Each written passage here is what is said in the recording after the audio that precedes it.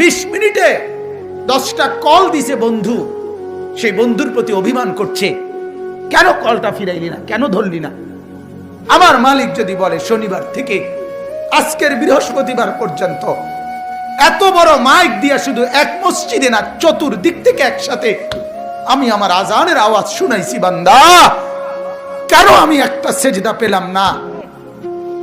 আরে বাপ, জানোস না বাপ কি পরিমাণ কষ্ট পাবি বাপ, জানোস না। নওজোয়ান, সুপ্ত জীবনে তেমন কিছু পাইলি না, কষ্ট কিন্তু পাবি অনেক। নারীর পিছনে পড়ে খুব বেশি কোনো সুখ কেউ পাও নাই, আমরা জানি, আমরা বুঝ আছে।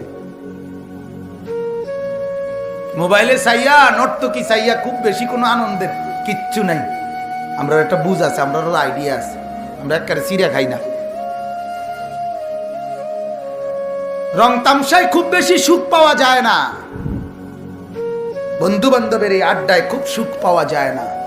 সেজদার মধ্যে অনেক মজা আছে, রাত গভীরের তাহাজ্জুদে অনেক মজা আছে, কোরআনুল কারীমের তিলাওয়াতে অনেক মজা আছে, অনেক স্বাদ আছে, তুমি জানো না। সুফিয়ানে সৌরি রাহমাতুল্লাহ আলাইহি বলছিলেন যে সেজদা দিয়ে আমরা যেই মজা পাই, যদি দুনিয়ার রাজা বাদশারা বুঝতো তাইলে আমাদেরকে তরবারি গর্দানে রাইখা ওই স্বাদ আর মজা আমাদের থেকে ছিনায় নিত।